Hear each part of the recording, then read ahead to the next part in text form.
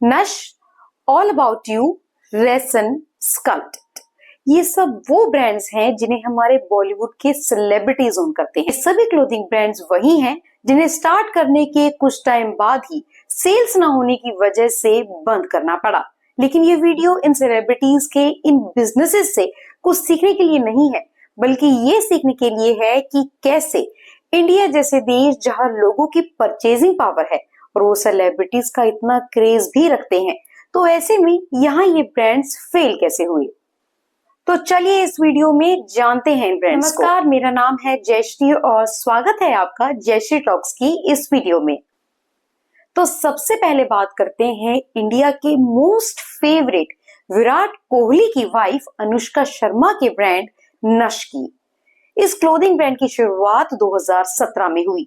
जब इस ब्रांड को लॉन्च किया गया तो अनुष्का शर्मा ने कहा था कि इस ब्रांड में कस्टमर्स को उनके पर्सनल डिजाइन्स और अफोर्डेबल कपड़े मिलेंगे।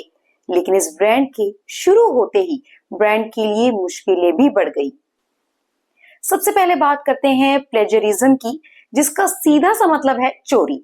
तो अनुष्का शर्मा जैसी बॉलीवुड एक्ट्रेस को क्या जरूरत थी कुछ भी चोरी करने की। दरअसल उन पर आरोप था कि उनकी ही वेबसाइट नश ने कुछ डिजाइन्स को चाइनीज ई कॉमर्स वेबसाइट से चोरी किया है। अब जैसे ही ये बात सामने आई, नश के मैन्युफैक्चरिंग पार्टनर सुदिति इंडस्ट्रीज ने इसकी जिम्मेदारी ली और कहा कि वो इसकी जांच करेंगे और जरूरी एक्शन लिया जाएगा। अब जब स्टार्टिंग में ही ब्रांड पर ऐसा आरोप लग जाए तो इससे क्रेडिबिलिटी पर सवाल उठते ही हैं। दूसरा सबसे बड़ा रीजन है कट थ्रोट कंपटीशन। आपको पता होगा कि पिछले 1.5 दशक में इंडिया में शॉपिंग का क्रेज एक अलग ही लेवल पर पहुंच चुका है।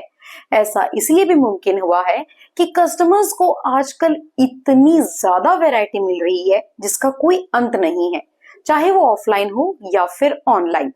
आजकल क्लोथिंग लाइन में इतना ज्यादा कंपटीशन हो गया है कि आप जो भी जिस भी रेंज में लेना चाहते हैं उसका एक सेलर ऑनलाइन या ऑफलाइन आपको जरूर मिल जाएगा। ऐसे में अगर आपके पास एक ही यूएसपी हो और वो है आपका सेलिब्रिटी स्टेटस, तो ये आपके लिए काफी नहीं होगा। बस इसी कंपटीशन ने अनुष्का शर्मा को आईना दिखा दिया।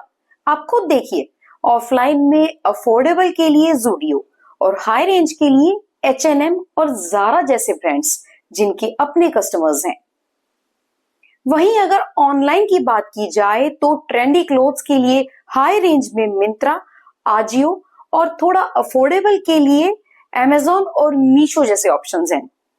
क्लोथिंग ब्रांड्स का इंडिया में ऐसा सिनेरियो है कि अगर आपके पास कोई यूएसपी यानी कि कोई यूनिक सेलिंग पॉइंट नहीं है, यानी कि जो सब कर रहे हैं आप भी वही कर रही हैं, तो इस इंडस्ट्री में आपका टिकना बहुत मुश्किल हो जाएगा। ये सब देखते हुए भी नश ब्रांड स्टार्ट हो गया और इसे सेल्स भी मिलने लगी।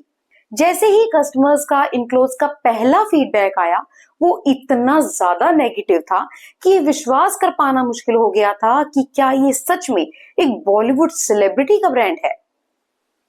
लोगों का आरोप था कि नश चाइना से सस्ते कपड़े अपने ब्रांड के टैग लगाकर बहुत ही हाई प्राइस पर सेल कर रही है।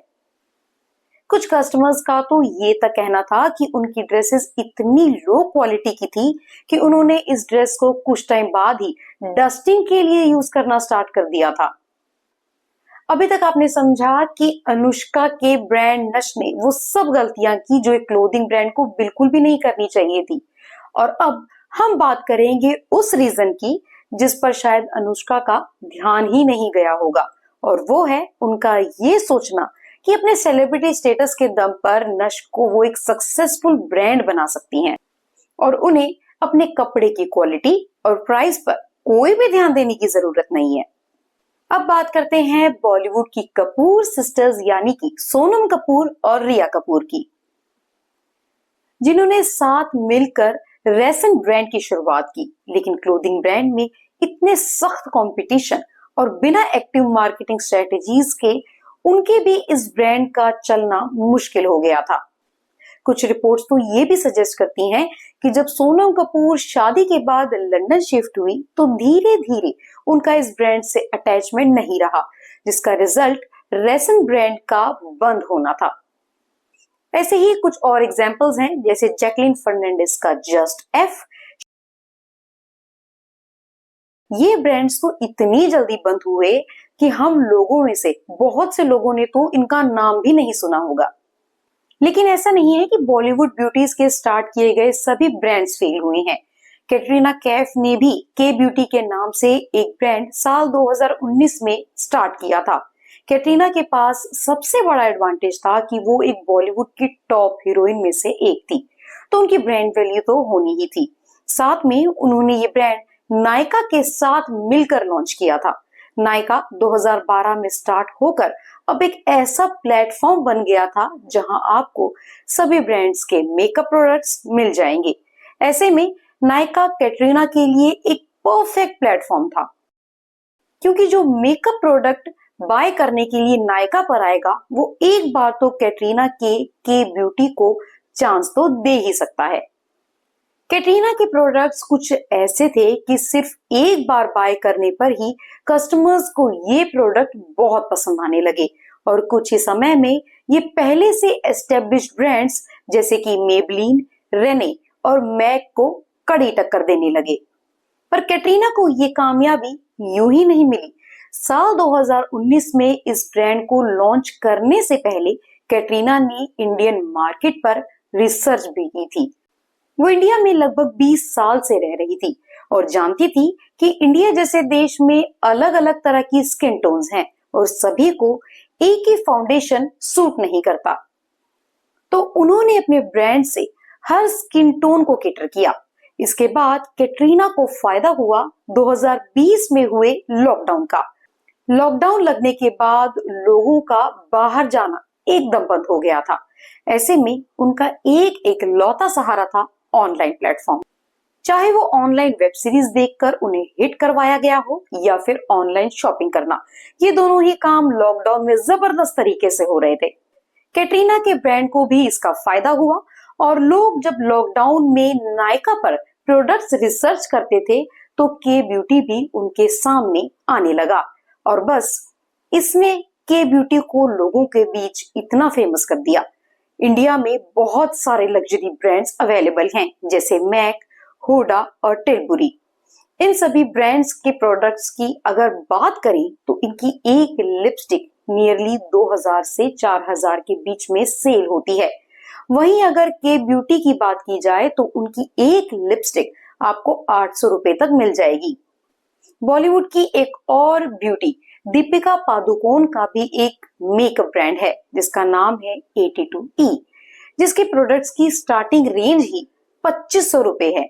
इनकी इसी हाई रेंज की वजह से इन्हें कस्टमर्स ही नहीं मिल पा रहे हैं और जो मिलते हैं वो इनके प्रोडक्ट्स की कुछ खास तारीफ नहीं करते। कैटरीना की इंडियन मार्केट की अच्छी समझ का ही नतीजा है कि उन्होंने इस ब्रांड को कुछ साल में ही 170 करोड़ रुपए के टर्नओवर तक पहुंचा दिया है। तो अभी इस वीडियो में हमने देखा कि अगर आपको कोई भी बिजनेस स्टार्ट करना है तो वहां ना तो आपका स्टारडम काम आता है और ना ही आपके प्रोडक्ट्स की हाई रेंज, जिससे लोगों को ये लगे कि वो प्रोडक्ट्स अच्छे ही होंगे क्योंकि वो महंगे ही हैं। सोशल मीडिया के इस दौर में अगर आप इंडिया में एक सक्सेस स्टोरी वाला ब्रांड बनाना चाहते हैं तो आपको प्रॉपर रिसर्च और कस्टमर्स की डिमांड से अपडेट रहने की जरूरत है, जिसका एक एग्जांपल कैटरीना का न्यूली लॉन्च्ड के beauty full coverage cloud cushion foundation है, जो मार्केट में पहले से मौजूद टिटर ब्रांड जैसा ही है। टिटर का ये प्रोडक्ट जब मार्केट में लॉन्च हुआ था तो इसकी बहुत ज्यादा डिमांड थी, क्योंकि ये एक ऐसा प्रोडक्ट था जिसे लगाने के बाद आपको कुछ और लगाने की जरूरत नहीं है। ऐसे में कैटरीना का इस प्रोडक्ट को लाना एक स्मार्ट मूव है। तो ये थी बॉलीवुड के कुछ ब्रांड्स की सक्सेस और फेलियर की स्टोरी। कैसी लगी आपको मेरी ये स्टोरी, मुझे कमेंट सेक्शन में जरूर बताइएगा।